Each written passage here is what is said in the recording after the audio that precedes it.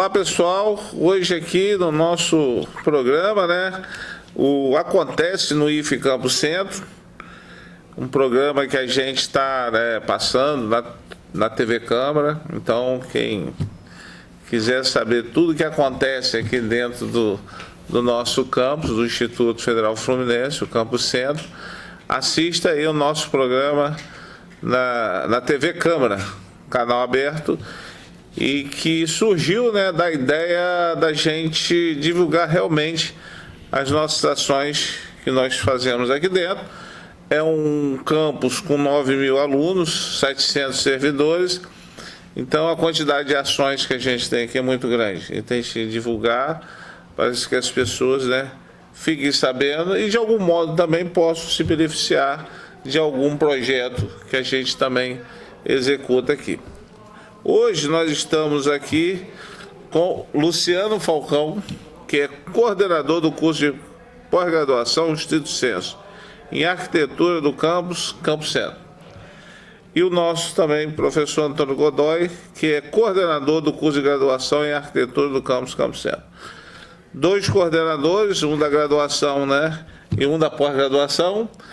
E a gente sabe que vocês lá, curso de arquitetura em si, estão desenvolvendo muitos projetos assim, que estão tendo resultado na própria sociedade.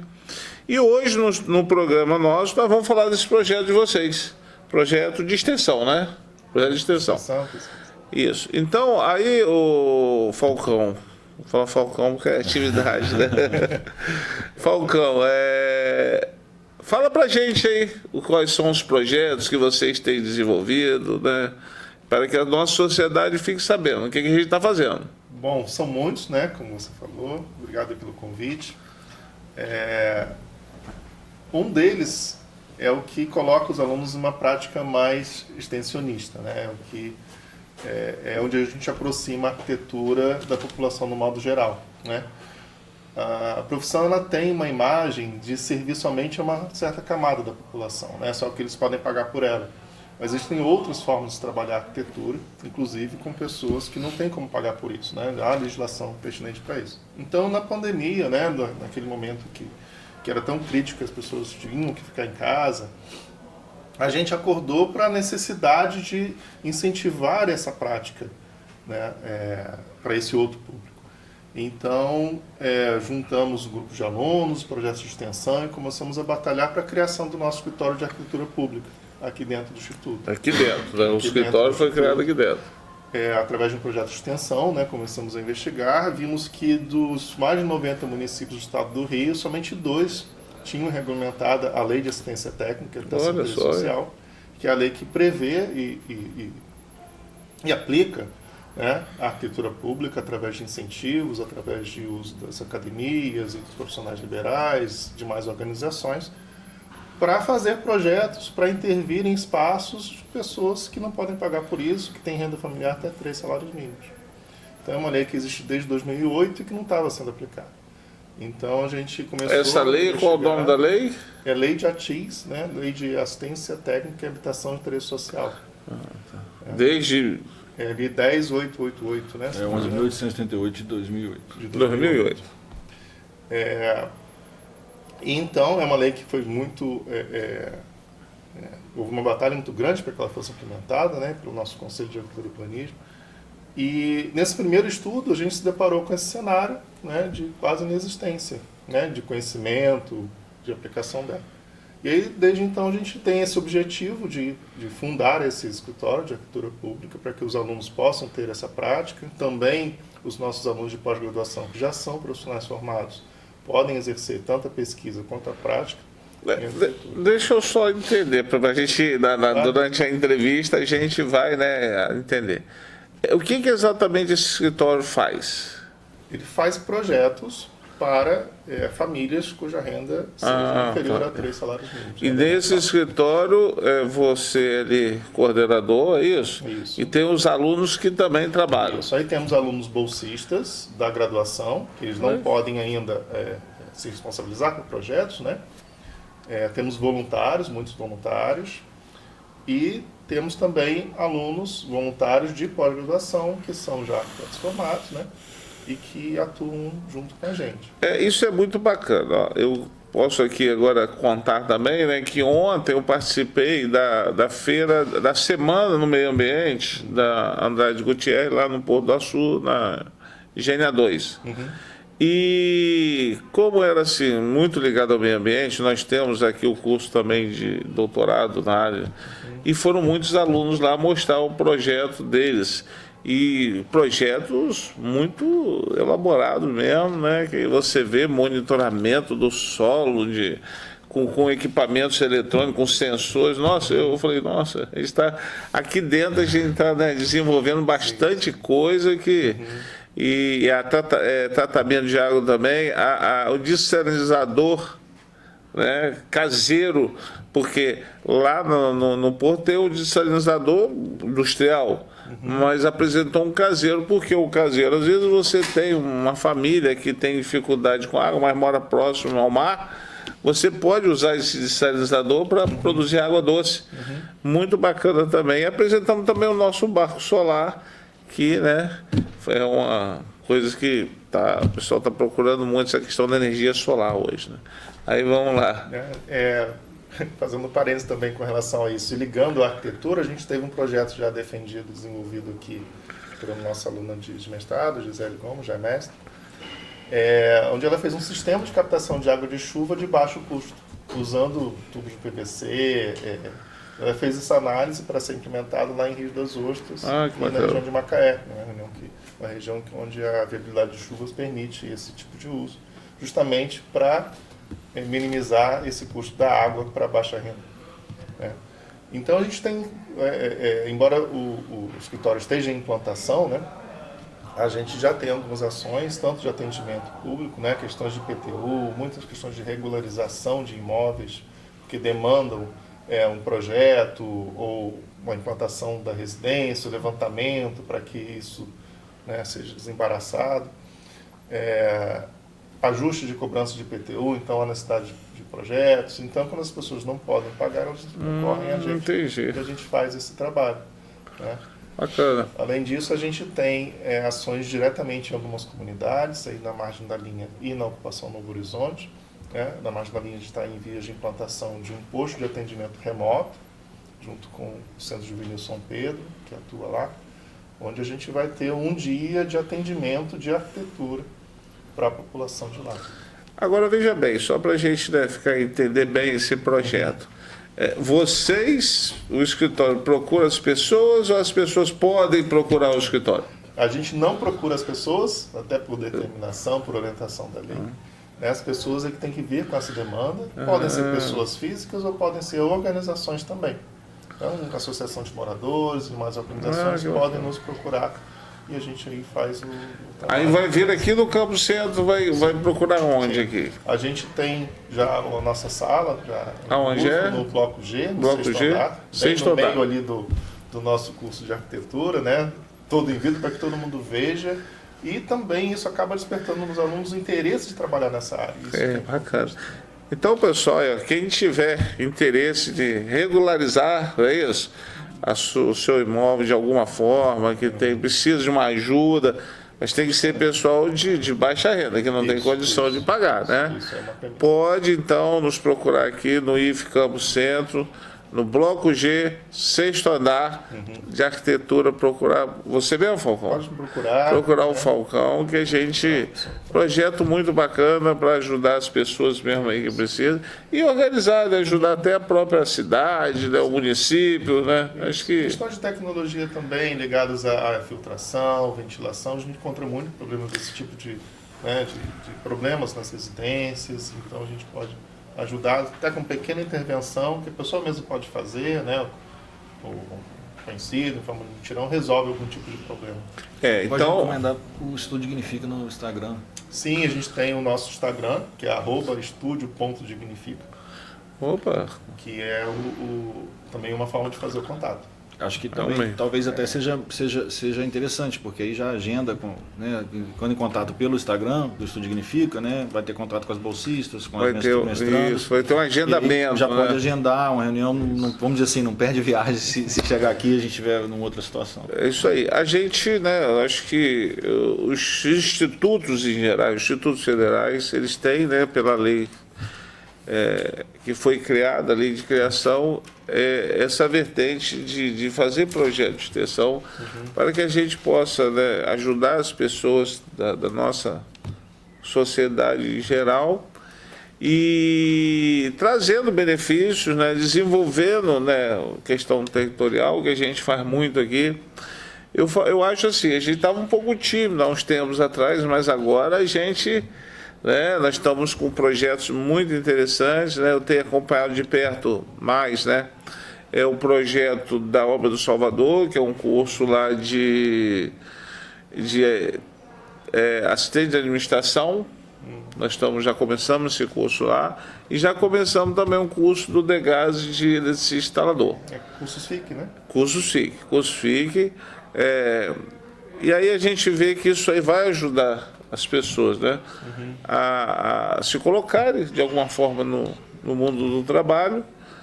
E de outra forma também, eu acredito que isso estimula as pessoas até voltarem para a escola ou até mesmo aqui no Instituto. Nós temos também o curso hoje, o pré-IF, o pré-vestibular, que é inteiramente gratuito para as pessoas, para os alunos das escolas públicas, que a gente, né, faz um preparatório para que eles possam ingressar ou no IF ou numa universidade aí, e temos um resultado muito satisfatório.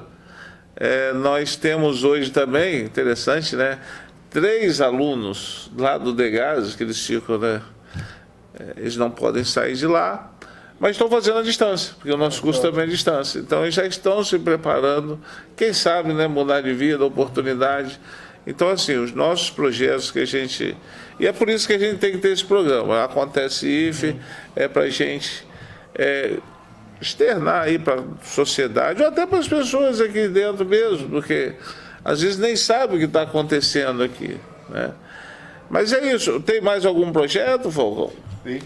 Bom, nesse corpo todo, né, a gente acaba... Esse é um projeto maior, que né? vai, né? Isso, eu estou entendendo assim. E há outros projetos menores dentro desse. Né? Que estão em execução. Então a gente está junto com algumas crianças atendidas lá pelo Centro Juvenil São Pedro, finalizando um projeto onde eles mesmos estão colaborando, eles estão atuando no projeto de um parque infantil que eles pediram. Né? Eles receberam uma quantidade grande de pneus de doação. Nossa. E aí está usando esses pneus para fazer um parque infantil para eles que mesmos. bacana. E eles estão atuando como... Aonde é isso? Na margem da linha, no Centro Juvenil São Pedro. Né? Que bacana. E a gente vai dar uma espécie de homenagem a eles, uma condecoração, que é o diploma de mini arquiteto ou pequeno arquiteto. Opa, legal. Né? E muitos já se mostraram, aprenderam a usar os instrumentos, né, de desenho, já se mostraram interessados na área, conheceram o que é isso, né? Começaram a falar nas próprias casas. São futuros alunos do IF. Isso aí, né? É isso que a gente tem que colocar para a nossa sociedade. Porque muitas das vezes, né, a nossa escola realmente é uma escola que, não é porque eu sou diretor, mas a gente vê que é uma escola que está, né, muito preparada, o ensino é de qualidade, mas às vezes as pessoas não entendem, acham que isso aqui é escola para a gente que tem dinheiro, de uma posição social maior. Não, nós estamos também fazendo um trabalho, e aí esse trabalho que você está fazendo é importante. De chamar essas crianças e falar, olha, o IF é para você. Na semana elas vão vir visitar aqui. Eles vão vir visitar e vão receber esse certificado na na semana que vem. Eles vão receber. Como término do trabalho. Me convida aí. Com certeza. O Jonivan está articulando, já está até com um ônibus reservado, né? Vai um ônibus do IF lá buscar eles. O Jonivan vai fazer a visita, mostrar a escola. Inclusive nesse sentido de deixar claro que é uma escola que tem essa inserção, que é pública, que pode estar ao alcance, né? É uma escola inclusiva, né? Inclusiva, é para todos, né? Essa escola aqui. E nós também estamos com um projeto também, que vou ter que Gostei não, quero fazer uma entrevista com ele, que é sobre embaixadores do IFE, que é uma visita às escolas públicas mesmo, né? Para divulgar o Instituto, o nosso campus, divulgar o Instituto, o nosso campus, e falar para os meninos que aqui é o lugar deles aqui, né? Quem quiser ter uma profissão, quem quiser fazer um curso técnico, um curso superior, até um doutorado, nós temos aqui, e totalmente grátis.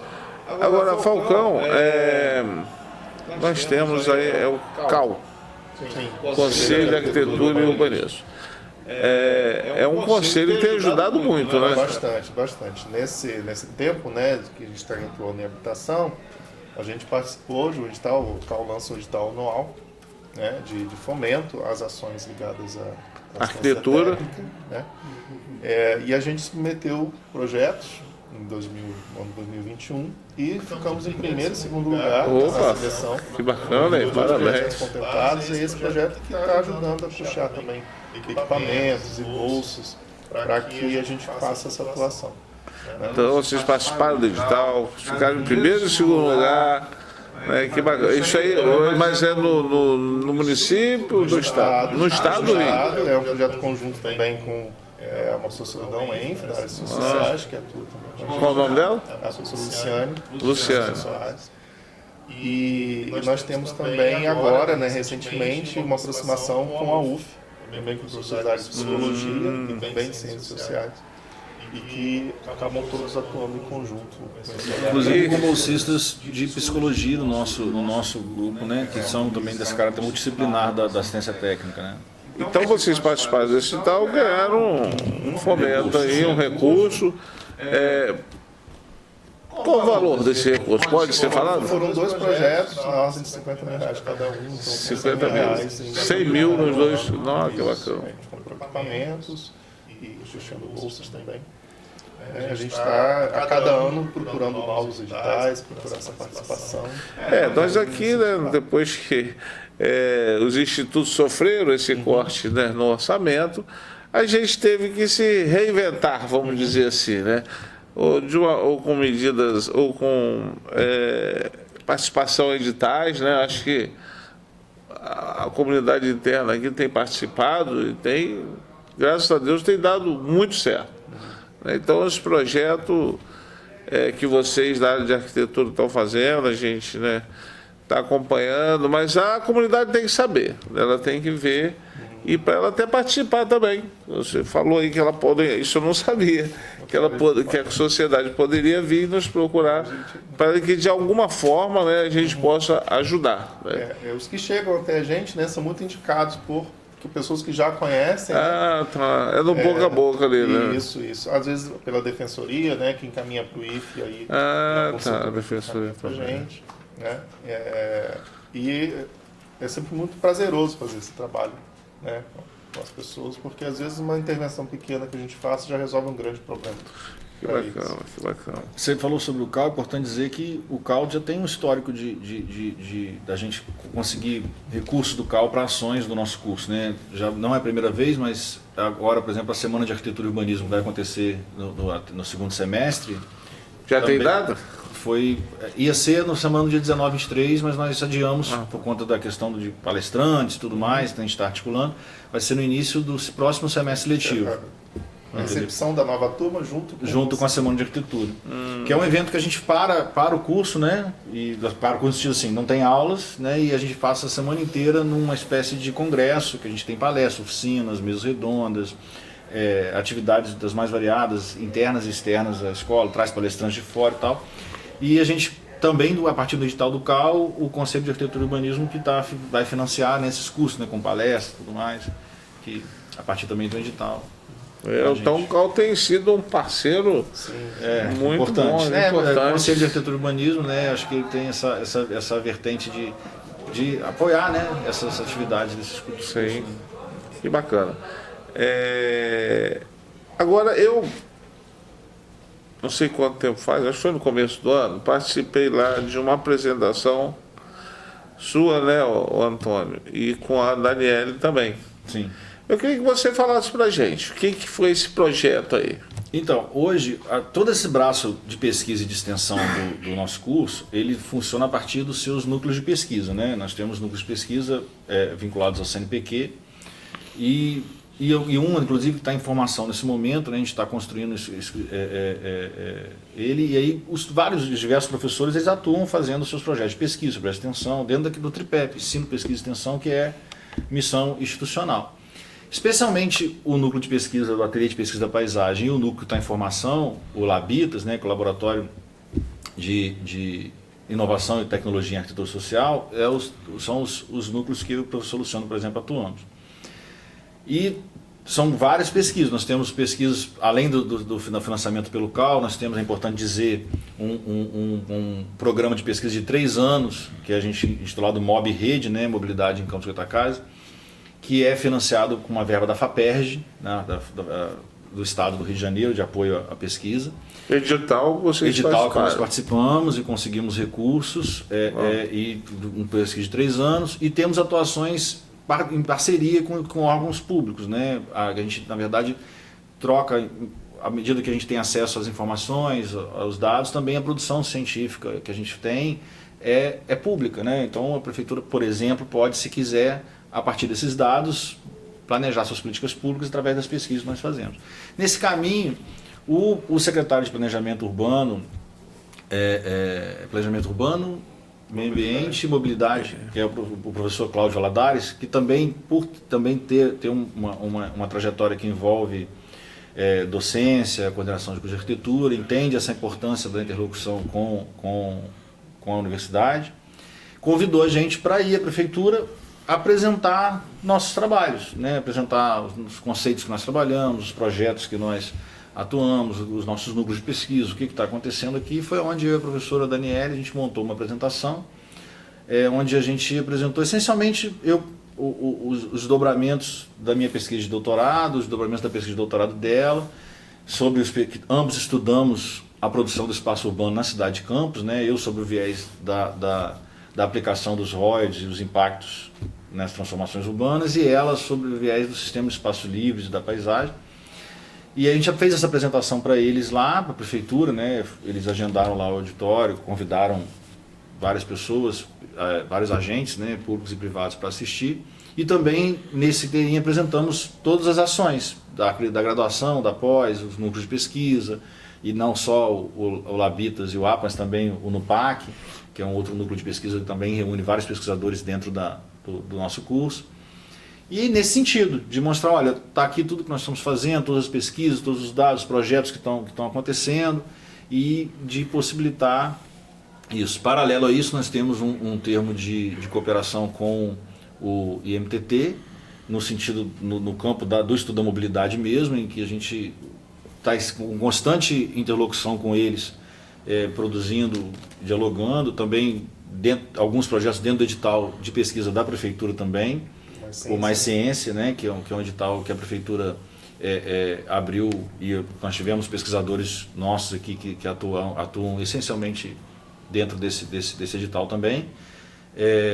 Enfim, uma quantidade muito grande de trabalhos, de professores, de alunos, pesquisadores envolvidos e formando parcerias. É importante dizer, que a gente falou também, principalmente com relação ao Conselho de Arquitetura e Urbanismo, do apoio fundamental da Fundação PROIF, né, porque alguns desses recursos, por exemplo, oriundos da FAPERJ, eles vêm diretamente para o pesquisador, via cartão pesquisador e prestação de contas e tudo mais. Mas alguns recursos, como por exemplo o recurso do Conselho de Arquitetura e Urbanismo, a gente precisa passar pela Fundação PROIF, então também tem uma ação importante nesse sentido. A questão é essa, né? São muitos... O docente, ele também é um pesquisador, ele também é um extensionista, e é fundamental, a gente estava comentando agora há pouco, né, da realidade do valor das bolsas, o quanto é importante para os nossos alunos agora, que houve atualização desses valores, e da necessidade que muitos têm desses recursos, não só da prática extensionista, da prática da pesquisa ser importante para a formação acadêmica e profissional dos nossos futuros arquitetos urbanistas, mas também a realidade dessa renda que permite a permanência dele na escola muitas vezes. Sim. Além da prática, da prática acadêmica da pesquisa e da extensão, a renda, às vezes, é necessária para que ele tenha segurança, tranquilidade de fazer seu curso e construir sua formação dentro dessa escola. Bacana. Vamos ver se eu entendi. Na verdade, é outra pergunta antes dessa. Esse trabalho seria só com a Prefeitura de Campos ou qualquer prefeitura? Não, então, a ideia do Mob Rede, por exemplo, é que ele seja um Esse é o nome do projeto, Mob Rede. Mob Rede, Mobilidade em Campos Goytacazes, Mobilidade em Rede em Campos Goytacazes. A ideia seria que esse projeto fosse um laboratório permanente que construísse leituras de indicadores e da qualidade do transporte, da mobilidade urbana na cidade de Campos, mas também que fosse possível construir modelos que pudessem ser aplicados, modelos de estudo, de leitura e de construção de dados, que pudessem gerar modelos para estudar qualquer outra cidade, região, e que a gente criasse depois, ao final do projeto, né, a existir uma espécie de portal de transparência de dados que fosse acesso público para qualquer um. Né, Luciano? Isso, basicamente. Até pelo próprio edital, né, ele pedia que fosse algo replicável em outros municípios, né, o que a gente atende. Mas é comum, isso exatamente, é comum que a gente tenha, a gente na verdade é aberto para diálogo com todas as prefeituras dentro dessas possibilidades. Já teve momentos que a gente teve diálogos com outras prefeituras da região, acho que não chegou a se concretizar ainda nenhuma parceria semelhante ao que temos com a Prefeitura de Campos, né? Mas sim, eu acho que a ideia é que nós temos alunos de várias cidades da região e temos inserção de discussão, até nem que seja por meio dos TFGs ou por trabalhos acadêmicos que extrapolam os limites do município de Campos. Aí, depende do interesse das prefeituras de ter esse diálogo, e porque é interessante, acho que para todos nós. Né? Eu entendi até naquela vez que você fez aquela palestra lá na prefeitura, né? Que você me corrija se eu estiver errado, né? Até para as pessoas que vão assistir o programa, né? Entendam. A prefeitura não tem uma pessoa para deixar ele 4 anos fazendo uma pesquisa e ter, né, um resultado daquela pesquisa.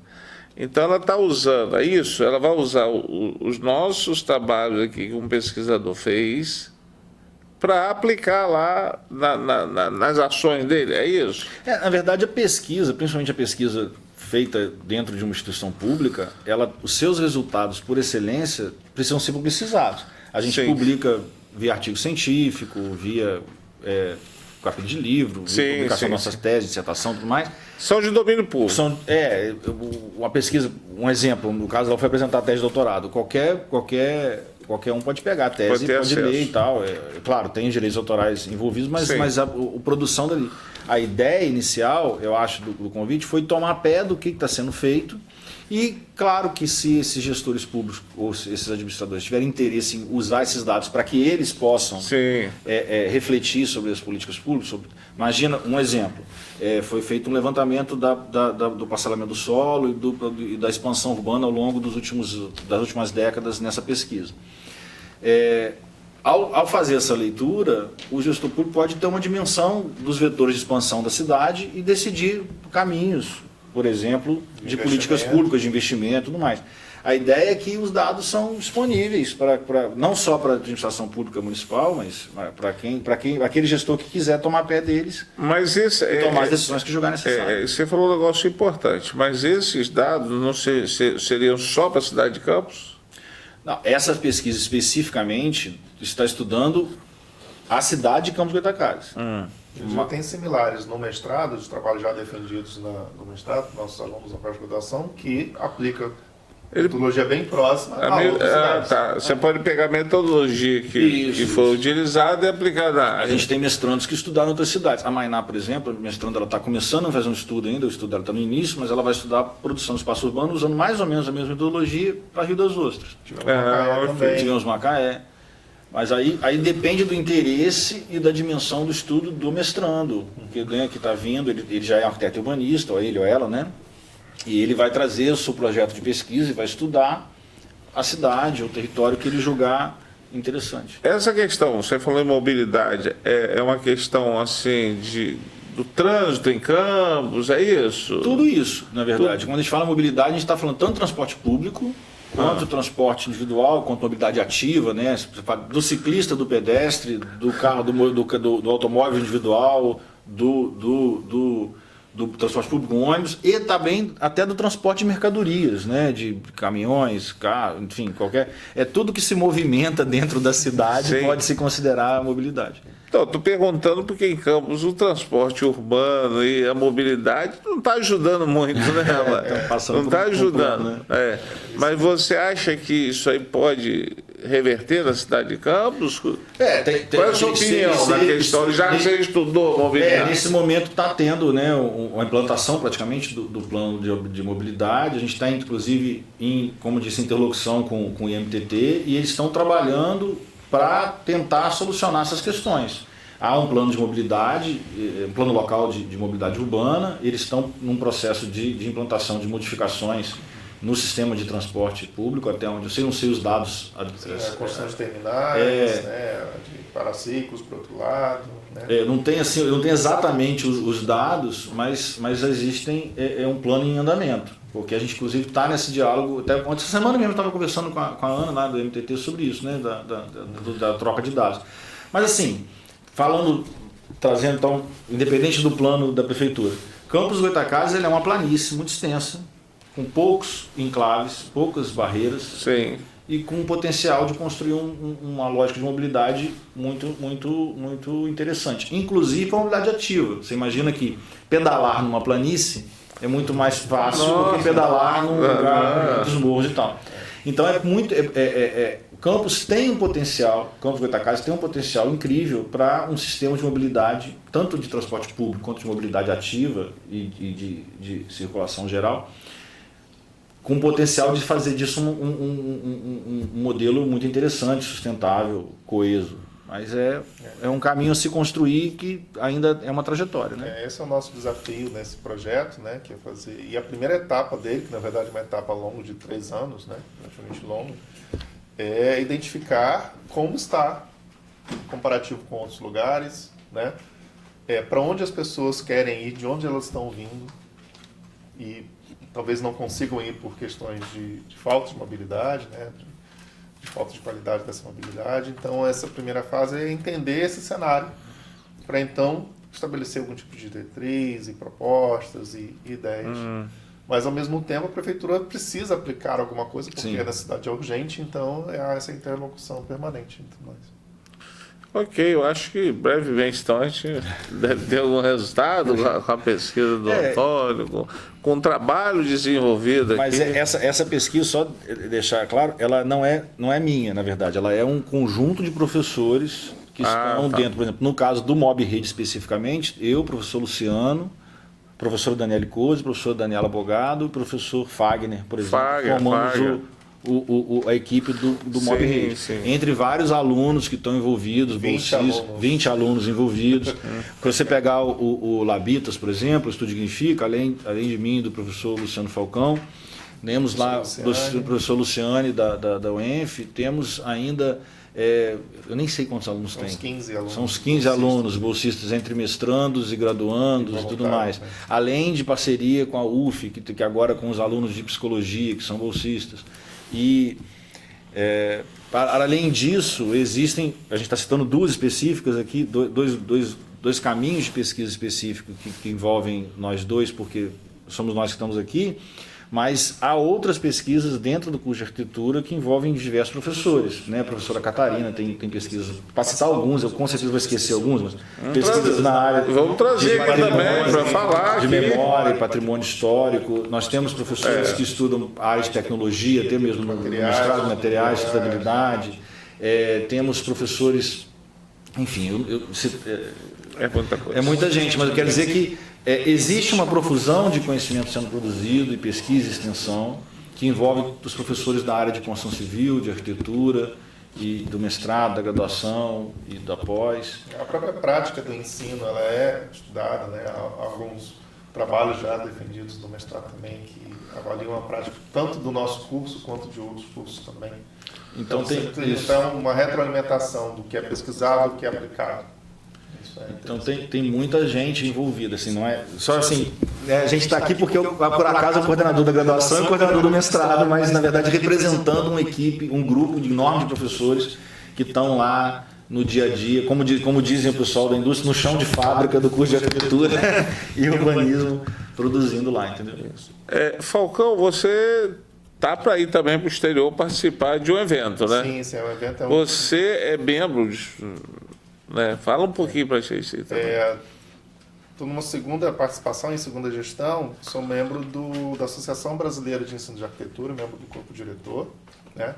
E lá onde acontecem as discussões sobre o ensino de arquitetura, as questões ligadas à pandemia, por exemplo, muito debatidas, né? Foi uma necessidade de a gente dar apoio naquele momento em que tudo virou de repente remoto e a arquitetura é essencialmente presencial, né? Você tem que sentir a cidade, você tem a prática de projeto que é muito presencial.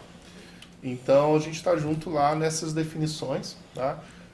Trouxemos para cá ainda no finalzinho, um tempo que a gente estava fechado, né, por conta da pandemia, um evento que foi remoto, mas sediado aqui, né, que foi o nosso encontro de estudos de ensino de arquitetura, né, o ensaio com a ANADEC, e de onde saíram as novas diretrizes curriculares nacionais que estão propostas e que estão sendo em avaliação pelo MEC, né, pelo governo federal. E a partir daí, né, a gente faz algumas ações que são visitas a instituições de ensino de arquitetura em outros locais, tanto do Brasil quanto do exterior, né? A gente também atua em avaliações aqui de outros cursos. E agora, no início do próximo mês, vai haver um evento que é um encontro, um congresso mundial de arquitetura, o maior congresso que a gente tem de arquitetura, de uma semana, com palestrantes e profissionais do mundo inteiro que vão se juntar para falar de arquitetura com vistas aos novos objetivos, né? Os ODS da Agenda 2030 da ONU. Então você vai lá, volta e a gente conversa de novo. Não, vamos conversar de novo, você trazer, né, de novidades que teve lá, que eu acho que é muito importante. A gente está sempre, né, principalmente eu falo da questão da tecnologia, que, né, desenvolve muito, mas a questão da arquitetura, ela é que tem muita tecnologia também, né, mas é um negócio que tem que estar atualizado o tempo todo, né, você não consegue, todos os segmentos, né, são assim, mas a arquitetura é um negócio que você tem que estar, né, sempre no topo, vou dizer assim, né. Quanto mais a gente, né, se aprofunda, estuda, mas a gente percebe o quanto interfere no nosso dia a dia, né? No ambiente de trabalho, na nossa casa, na cidade, na relação entre as pessoas. Eu posso ver até assim, se eu estiver errado também, vocês me corrijam aí.